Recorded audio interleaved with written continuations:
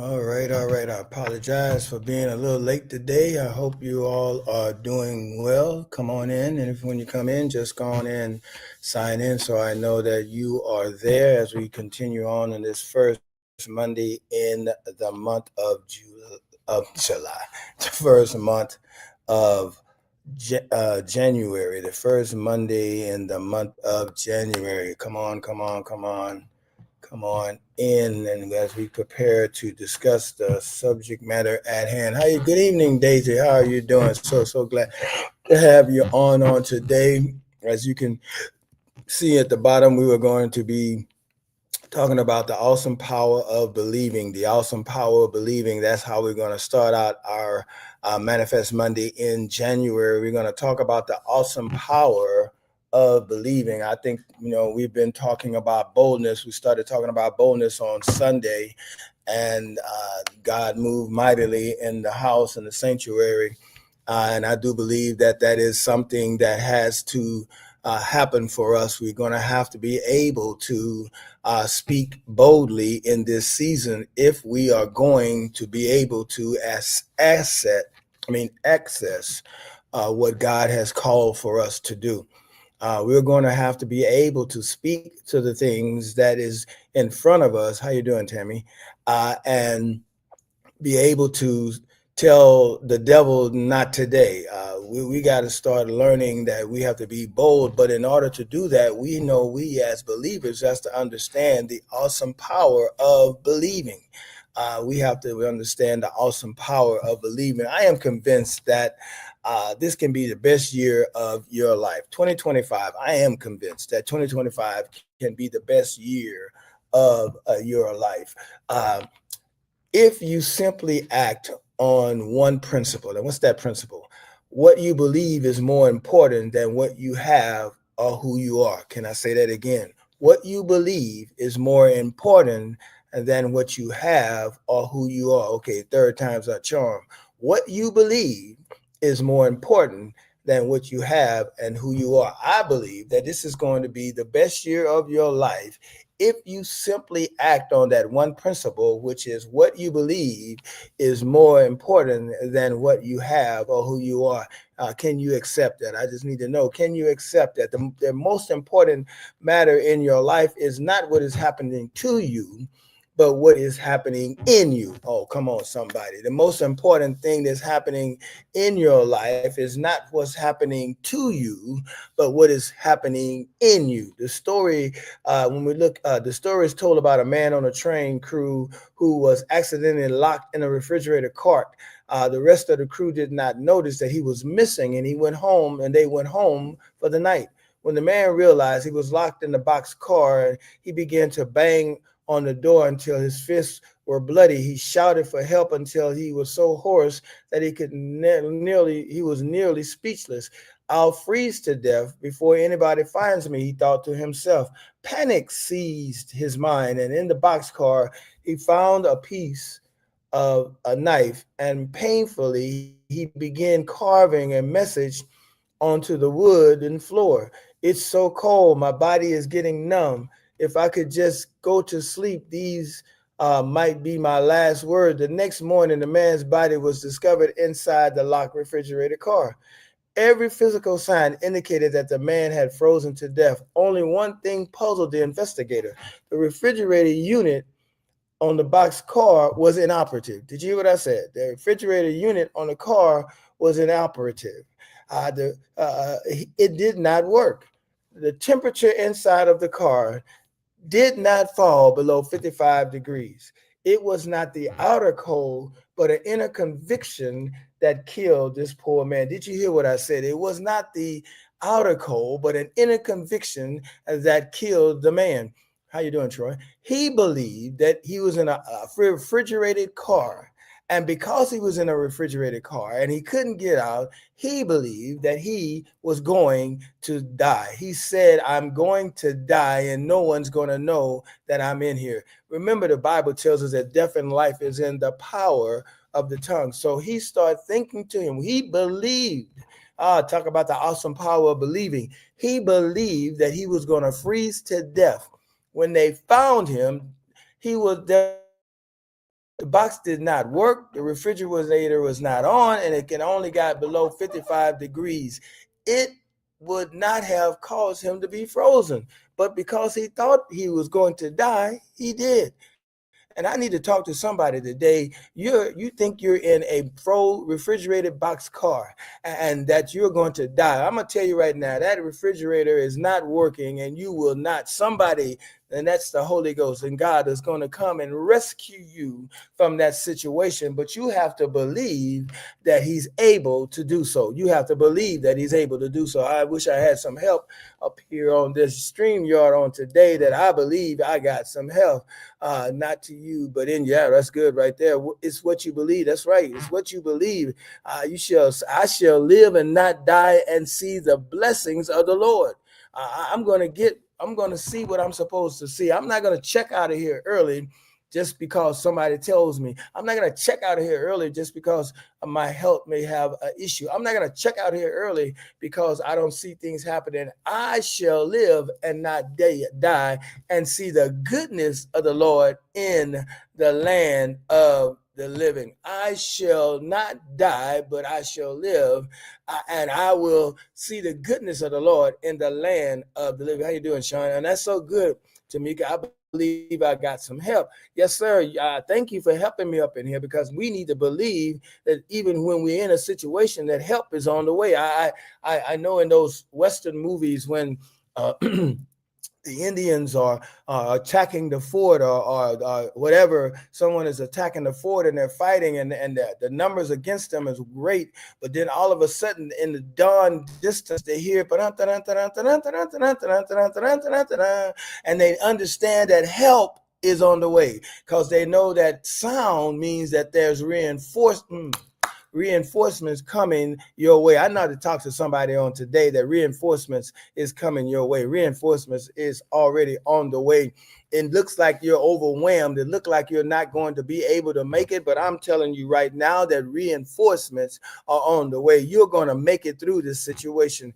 All you got to do is have this awesome power of believing. You just got to believe. We talked about boldness, and we talked about having being good courage, and on Sunday, and we have to have a power of believing, because the greater one that's in you is greater than any circle. And how can we say that no weapon formed against me shall be able to prosper, and every tongue that raises in judgment I shall be able to come, because it is my heritage, if we don't operate with that belief. We have to believe that it's going to happen. What you believe is more important. Let me go back up here. Yes. What you believe is more important than what you have and who you are. You can be the richest man in the world, like Howard Hughes was, and be a recluse hidden away in dark and lonely hotel room, obsessed by the fear that terrify you, and you will not set free. He died rich, but he was terrified of something happening to him. You can be the most popular entertainer in the world, like Elvis Presley was at the time, and take 100 pills each day to ease the inner pain.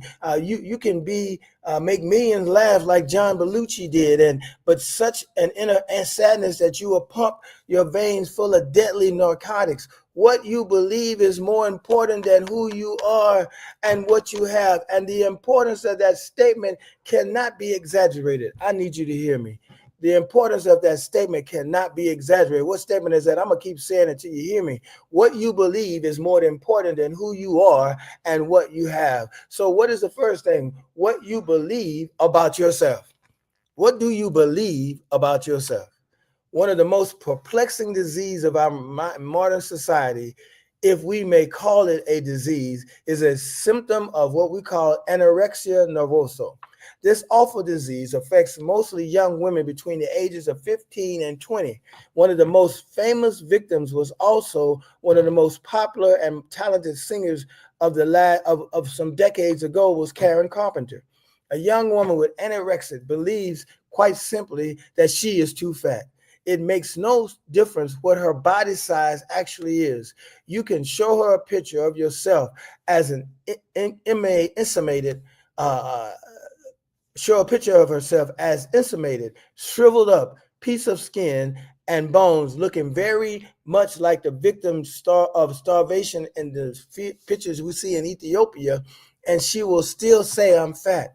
Can you imagine the grief and the anguish of family and friends as they seek to deal with this perverted, distorted self-conception? The reality of the situation is not nearly as important to the anorexic as what she believes that she is too fat. What you believe about yourself determines your destiny. Can I tell you that again? What you believe about yourself will determine your destiny. If you believe you can't do it, you won't. If you believe you can't accomplish it, you won't. If you believe it will never happen, it never will. What you believe about yourself is going to determine your destiny. What you believe about yourself is going to determine your destiny. One on a more positive note comes an illustration of the world basketball. Every basketball fan is familiar with the name Adolph Ruth, the late immortal coach of the Kentucky Wildcats. It is said that Adolph Ruth once made a boast at a news conference that he would take any young man and make an all-star basketball player out of him. A newsman challenged him on his boast, and they made a friendly wager. Rupert had at the time a blonde-haired, blue-eyed freshman player of somewhat average ability named Cotton Nash. From the day forward, Adolph Ruth became referred to Cotton Nash as my All-American center. Every news conference, every speaking engagement, it was my all-star center. Cotton Nash would be surprised if I could be, if I told you that Cotton Nash would be an all-star on the all-star team. Not once, but 3 times. Rupert made a believer out of the press, but more importantly, he made a believer out of Cotton Nash. What you believe about yourself, I need you to hear me. What you believe about yourself is more important. Excuse me. It's more important. It's more important. Excuse me. Than what you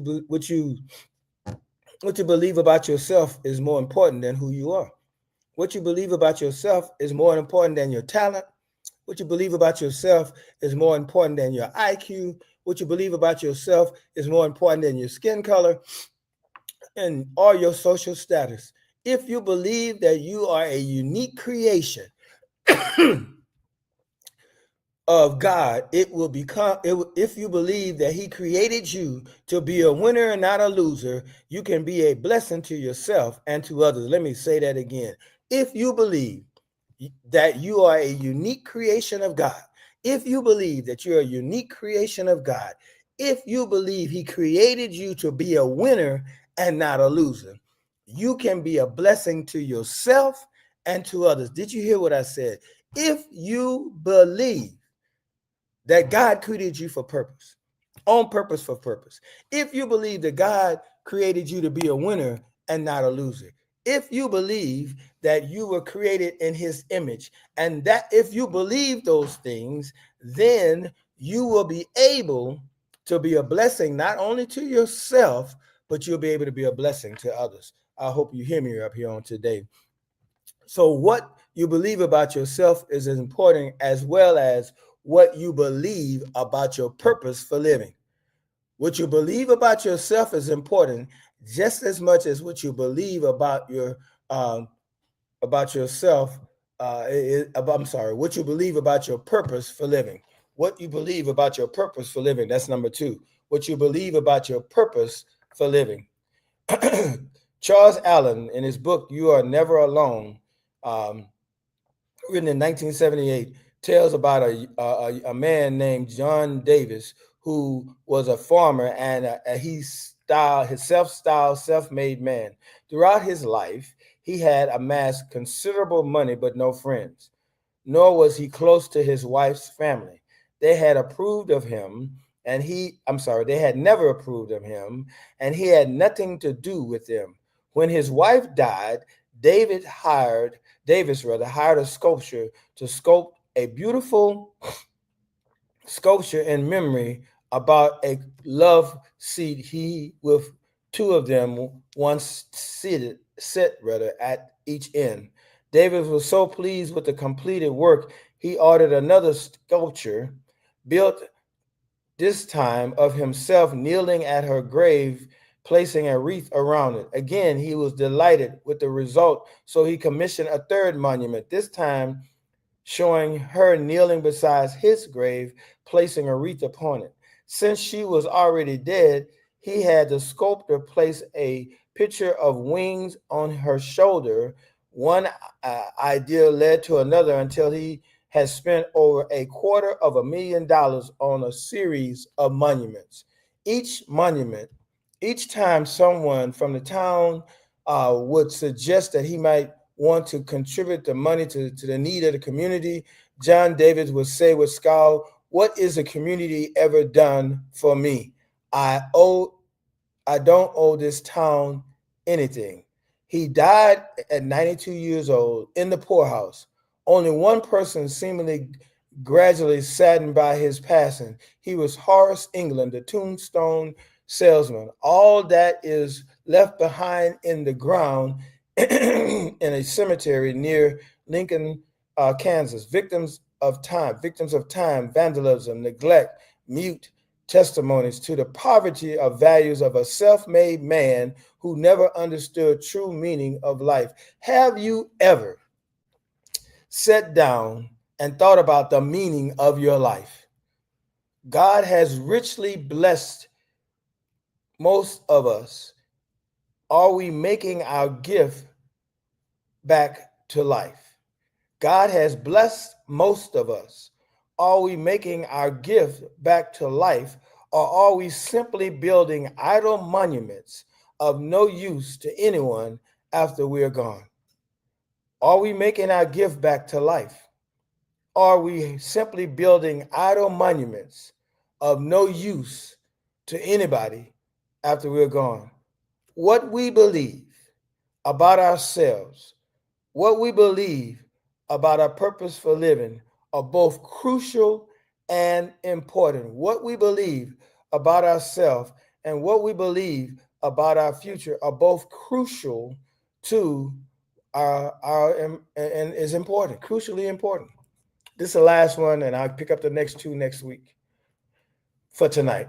Number 3 would be what we believe about others. What we believe about others. We started off talking about what we believe about ourselves, and then we talked about what we believe about our purpose for living. And now I want to talk to you about what we believe about others. A lot of us are working hard at living long these days, noted the writer, exercising regular, eating well, trying to cut back on bad habits, and it's all great because it's working. But there's evidence that something else could help us live longer. Something very easy to do. What are you talking about, Bishop? Love and health go hand in hand. It is not just a moral mandate, it's a physiological one. James Lynch, the author of Broken Heart. If you want to really help yourself and if you really want to, what you believe about others and how you can help yourself is to love and health. That those two things are questioned. The mandate is to love your neighbor as yourself. That is not a moral mandate. That is a physiological one. Research from the University of California at Berkeley found several years ago that socially isolated people were more susceptible to illness and had death rates about 2 times higher than people who lived social lives were richer. But perhaps the most intriguing study was done recently by psychologists at Harvard. Measurements were made of a germ, fighting substance in the saliva of people, saliva, of people before and after they watched various films. A Nazi warfare movie, a short film on Gordon, and a documentary on Mother Teresa, the nun whose charitable works earned her a Nobel Prize. Without a doubt, the film on Mother Teresa was the kindest to viewers' immune system. Levels of immune agents, especially effective in fighting colds and other viruses, rose sharply in response to the Mother Teresa film, which was no change, while no change occurred in response to the other movies. It seems sometimes deeply inside ourselves responds it seems something rather deeply inside ourselves responds positively when we feel love. Love appears capable of sparkling healthy biological reaction. Dr. Roberts, a psychologist from California, said this. He thinks it may boil down to love's potential for being a great reducer of stress. Love is a great reducer of stress. When people have close relationships, they love less, they feel less threatened rather. When people have closer relationships, they feel less threatened, less alone, more confident and more in control. Knowing you have people you can turn to in times of need can provide some very important feelings of security, optimism, and hope. Knowing that you have people you can turn to in times of need can provide some very important feelings of security, optimism, and hope, all of which can be antidote to stress. When you have people you can depend on, when you have people that you can depend on, when you feel insecure, when you have people that you can feel on that can help you feel have optimism, when you have people that you have that can help you feel hopeful, it is a great antidote for stress. What we believe about ourselves, what we believe about our purpose for living, what we believe about others, but are very important. And next week, I'll talk to you about the most important key to a greater new year and a greater new life next time on next Monday. But I pray that you have been blessed on the night on the things that you said. I know there are other people that are on, and I am not able to see those. I see those. I know Tammy and Troy and Tammy and Troy were on. I know that Tamika was on. I can't see the rest of the people that may or may not have been on. Um, I'm trying to look and see because I don't want to miss anybody, but I'm probably going to. But these are the ones that I have seen that are on. If I didn't see your name, please forgive me. Charge it to my head and not my heart.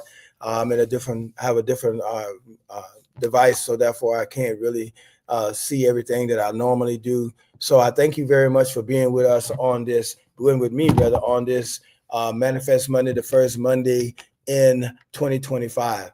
I will see you next Monday. For those that are still wanting to, there's still time to sign up for the class Call to Lead. There's still time for that starting January the 10th, this Friday. It's $20. And I thank you, OJ. And I would look forward to seeing you there. Those who are signed up already, you will get a link on how to enter into the class, and we will have an awesome time. I'm looking forward to it. I see the people that have signed up. I'm looking forward to having an awesome time, not only of me telling and talking about Call to Lead, but having conversations with those who are on so that we can also build up rapport and also understand you think a leader is and how to be a good leader. So thank you so very much. I pray that you have been blessed. And it is in Jesus' name that I say thank you. Grace and peace be multiplied. Grace and peace be multiplied.